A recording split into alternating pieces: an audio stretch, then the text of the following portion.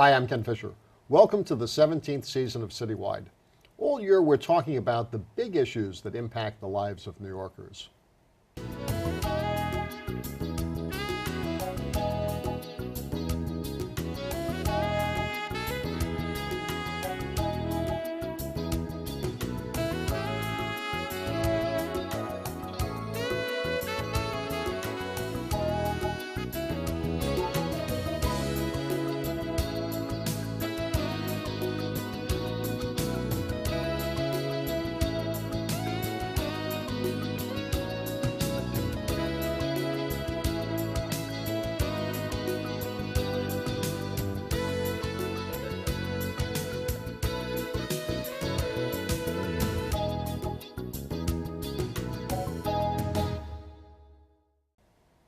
My special guest on this edition of CityWide is Danny Lopez, the British Consul-General in New York. Thanks for joining us. Ken, great to be here. So there's something I've got to get out of the way first, and I hope you don't mind my asking this.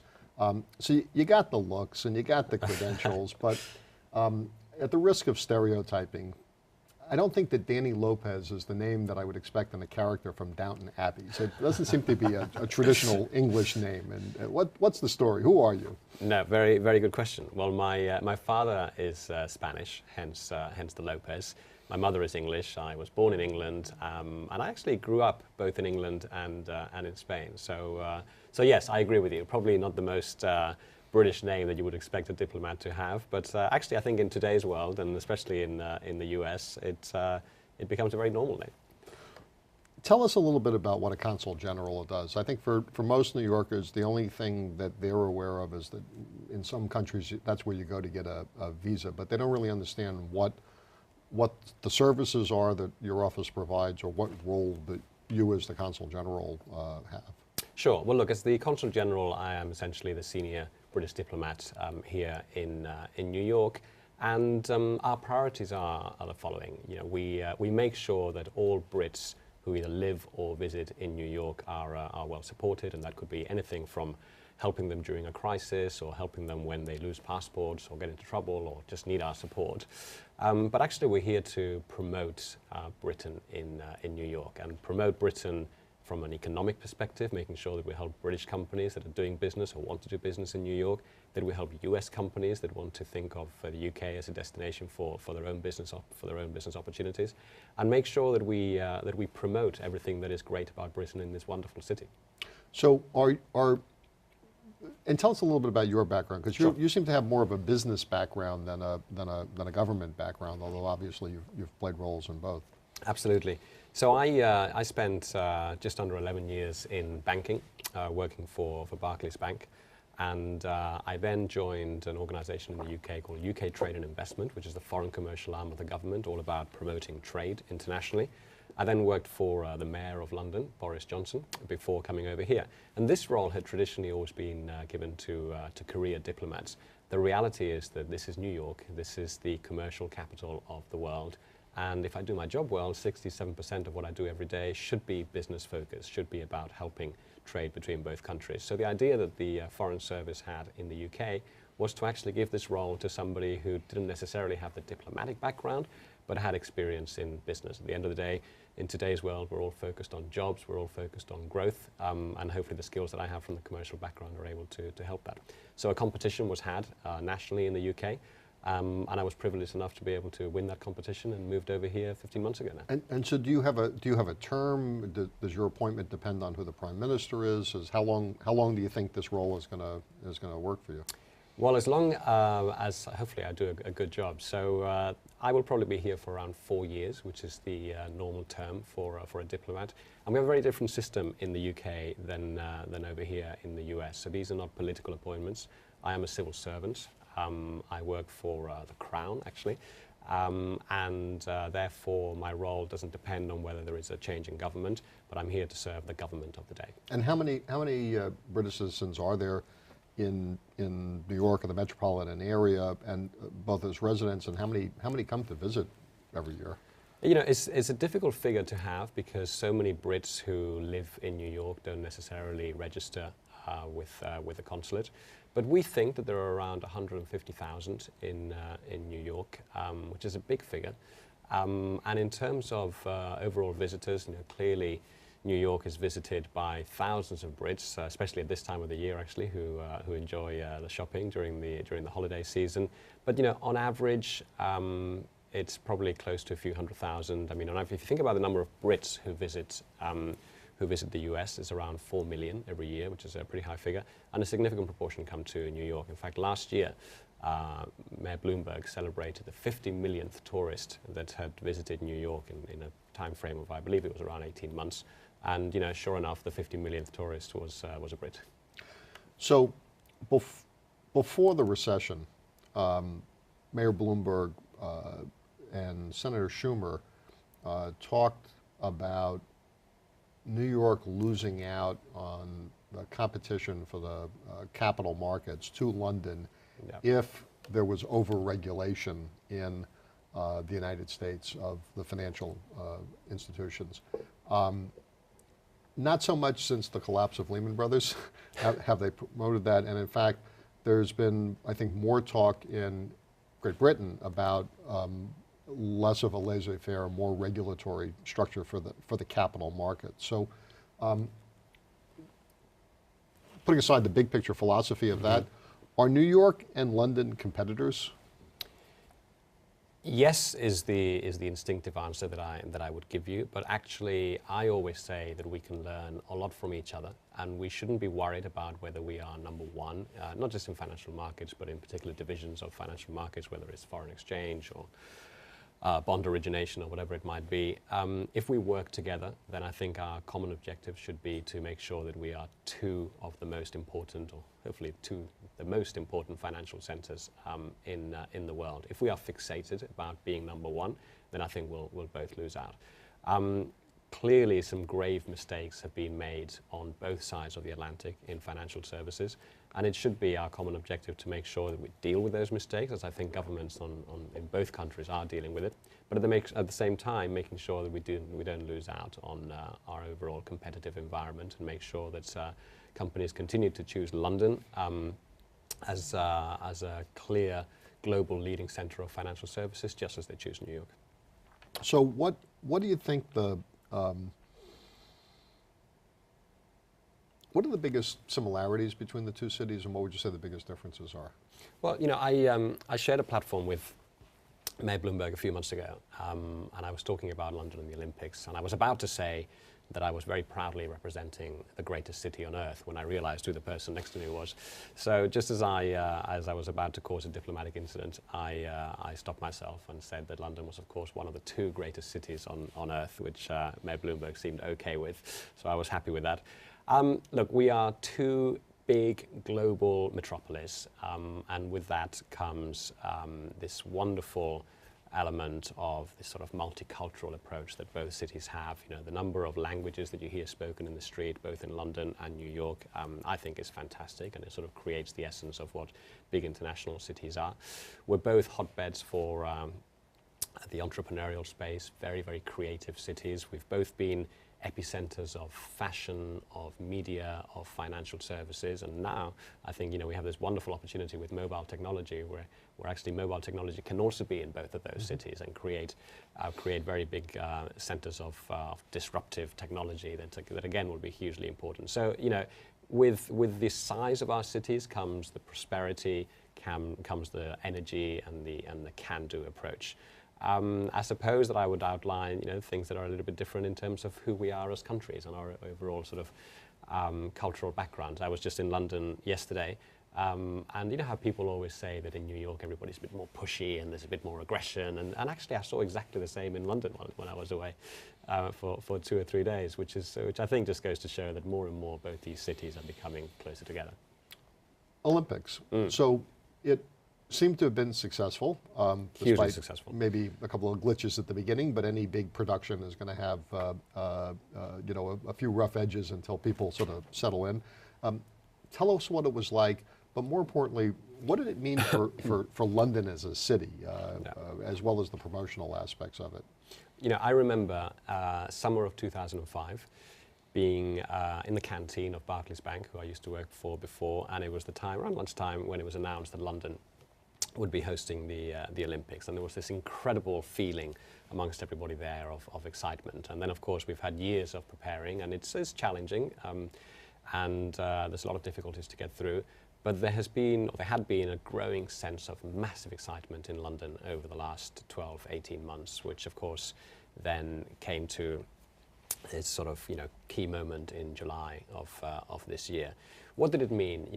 To be able to look back and show that London and so many other venues, by the way, around the UK, confidently hosted the Olympics, did a very good job, attracted worldwide audiences that broke every single record of previous Olympics.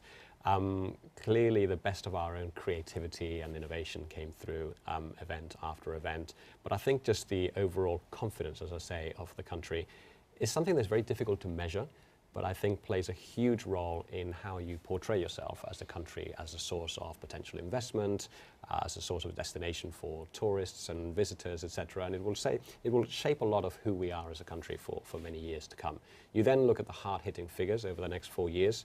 We're hoping that the Olympics will generate £13 billion worth, so close to $20 billion worth of economic benefit. That's through investment, it's through additional visitor spend, and a number of other initiatives.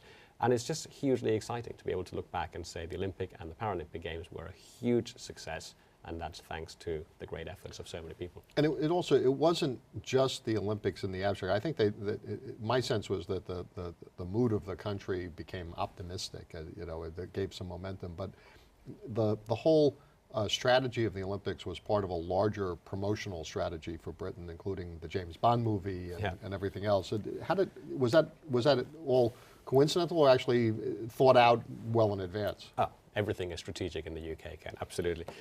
I would say two things. First of all, in terms of the Olympics, where did the Olympics take place? In East London.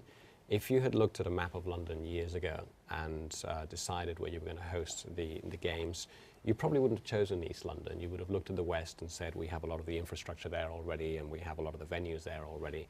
But this was a brave decision to choose an area that was essentially industrial, polluted wasteland.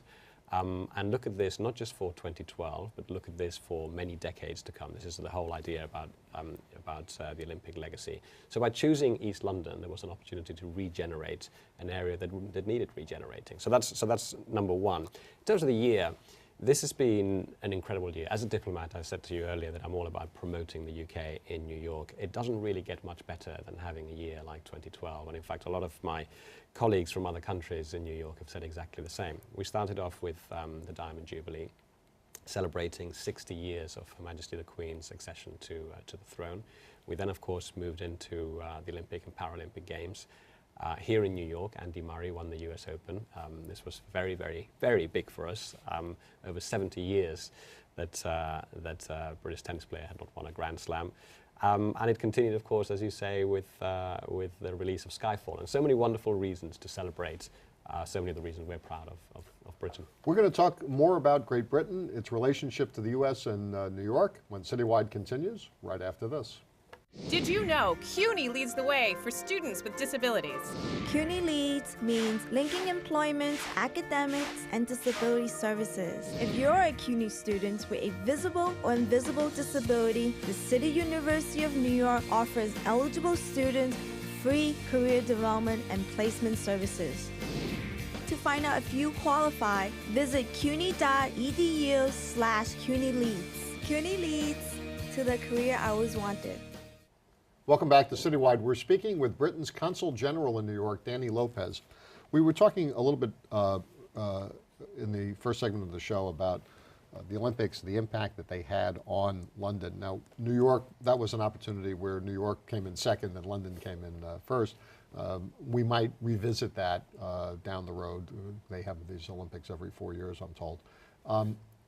Just from a sort of a physical and economic development impact perspective, where you talked about the impact on the East End, what would an Olympics in New York have been like? If you were living in the city, what would it have meant to you if they had been had here, or if we had it in the future? Well, first of all, I would say that I'm sure New York would have done an incredible job, and I'm sure at some stage it will happen. So It'll be a wonderful spectacle, not just because of the venues, but actually because of the engagement and the excitement of people, which plays such a big role. And so many people that visited London during the Olympics said to me that the overall hospitality and the excitement of the people just goes a very long way to kind of capturing the imagination of visitors. So no doubt New York will do a very good job on that. And I think that in terms of its geography, it gives it a wonderful opportunity to be able to do so many things in different places. So for starters, clearly the 5 boroughs would be able to have a number of opportunities. A lot of it would be on the waterfront, which would be spectacular, frankly. And of course, a little bit like the London Olympics, they're called the London Olympics, but a lot of it happens outside London. So I'm sure that there would be areas in Connecticut and in Pennsylvania and in New Jersey, of course, that would also be able to benefit in terms of hosting. So in conclusion, I think it would be a terrific Olympics, and I do hope it happens in the near future. One of the keys of the Bloomberg plan for the Olympics was to use the East River, the harbor, and the Hudson River as a way of transporting the athletes and the journalists and others around without completely clogging the system. And inherent in that was that many of the new Olympic facilities were going to be placed on the waterfront, some of them in places like Coney Island that have just been devastated by Superstorm Sandy. Our financial district is still recovering. There are buildings that won't be open for months because of a lack of utilities and telecommunications. London is on an island also. Are there things that we should be thinking about in terms of future growth, given the likelihood that there will be storms as large as Sandy in our horizon? I think we have a lot in common, which is the threat. But in terms of geography, it is rather different. So we have the River Thames, which is what for hundreds of years London has been dealing with in terms of a potential flooding threat, and I'll come back to a number of floods that have actually been pretty bad in history. New York is different because you actually have the ocean, and I believe I'm right in saying that the shoreline of New York is something like 550 miles, so a huge, huge challenge, and as I say, it's the actual ocean. For generations, for hundreds of years, London has had, as I say, flooding threats, but there was one in particular that was really bad in 1953, and it was as a result of 1953, and especially with more technology, that the city was able to look at a number of different options, and you will have heard of the Thames Barrier project, which is basically based on rising sector gates, which can close off the river, which was inaugurated in 1984 by Her Majesty the Queen, and has been very successful over the last few years. It's been used just over 100 times in the time since 1984. That with embankments and with rising walls has been a very good strategy for London. Very different in New York. I believe that Mayor Bloomberg has talked about dunes and jetties as part of the overall strategy. And I think what's very impressive is that he is incorporating all of that into a low carbon, green overall strategy for the future. So, is it right that this is being looked at just after a superstorm, after Superstorm Sandy? Absolutely, because it's always events like these, just like it was for us in 1953, that triggers the city to be able to look at new ways of being able to protect citizens. Right. Of course, the concern that many people have about the big picture, big projects is that they're not sure we can afford a 30-year period between the conceptualization, the funding, the construction, and the actual operation of the big projects. Yeah. And I think it's probably too soon after the storm for people to really know what direction the city's going to go in. But I also think it's compounded by the fact that there seems to be more federal involvement, national involvement, I guess is a better word, in the operations of a city like London than there is in a city like New York. New York has got to go begging to Washington to get money. A lot of the services, transportation, security, and others that are done at the national level in Great Britain are done at the local level here with just a revenue sharing thing. It makes it a little bit more complicated to do long-term planning for projects like that. Yeah, I don't think the challenges are that dissimilar, to be honest, Ken. I mean, it's a different structure, as you say, in terms of how local and central government works in the UK. The reality is that a project like the Thames Barrier would not have happened without the support and funding of national government. And to your point earlier of long-term projects, I think history has shown that it's the long-term projects that really actually add the greatest value. And to my example of the Thames Barrier, opened in 1984, the big flood was in 1953. That's how long it took to be able to bring this to reality. In the interim, of course, you take a number of short-term measures, and I think that it's the best that we can all do. I want to ask you a question. Given your background, both as a diplomat and as a business person, we're in an era where hopefully the threat of large military conflicts between major powers is reduced to the lowest level in our lifetimes.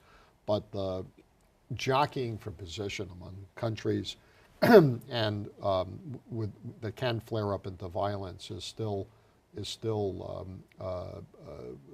I think where some of these tensions are played out. America's soft power has been a function of its willingness to engage on the diplomatic level.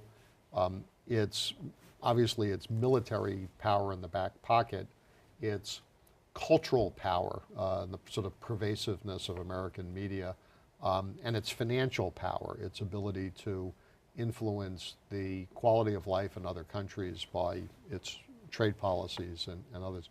Could you just talk a little bit about how a government uses its economic power and policies to advance its foreign policy interests as opposed to its domestic interests of business growth?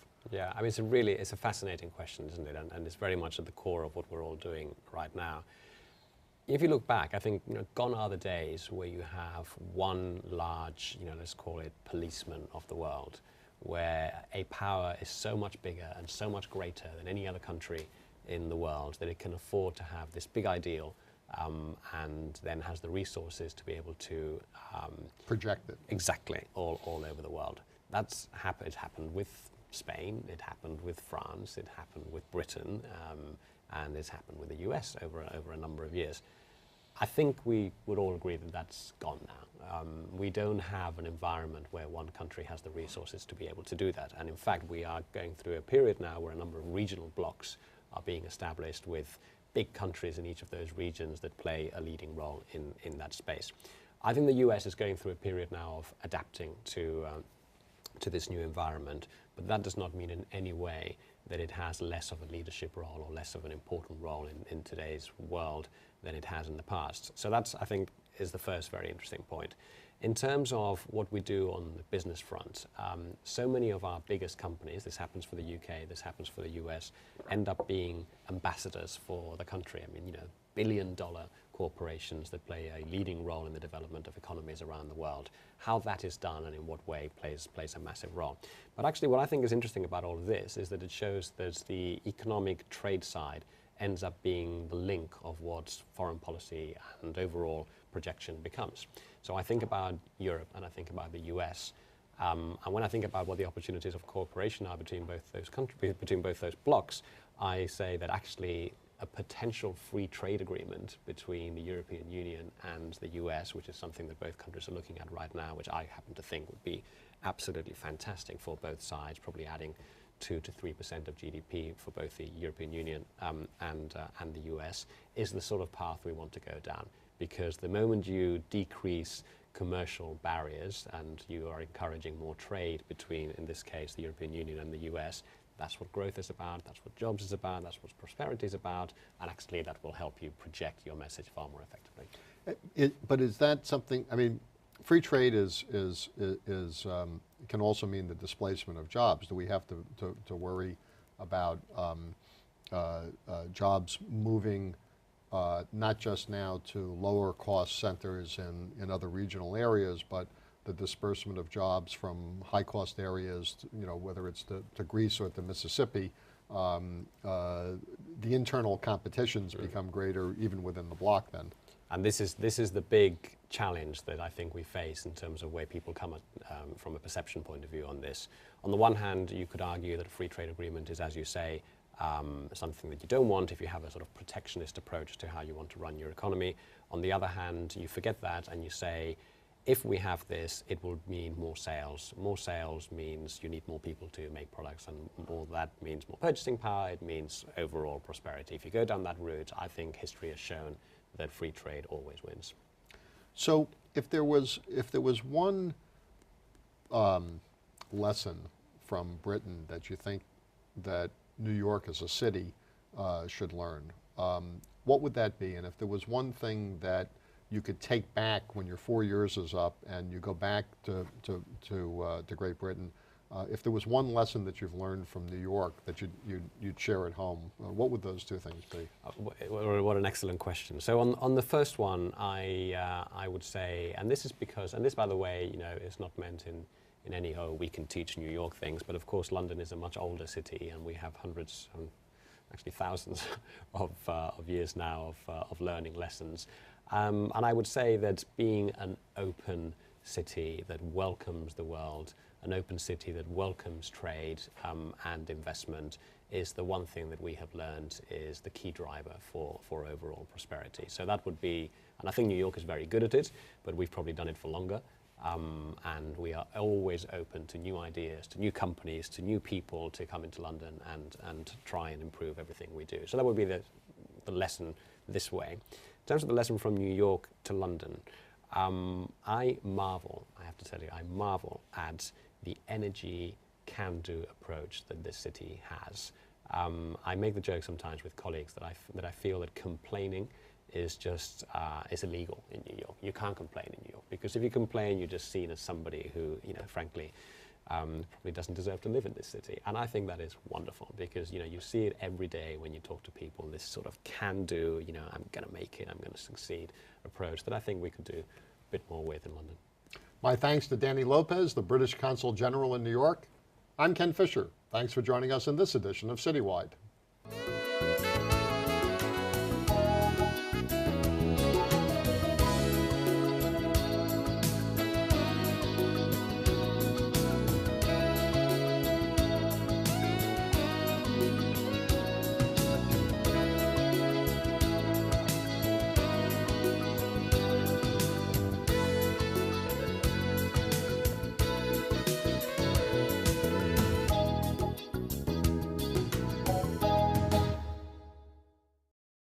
Send your comments and suggestions to CityWide at CUNY TV, 365 Fifth Avenue, New York, New York, 10016, or contact us at cuny.tv.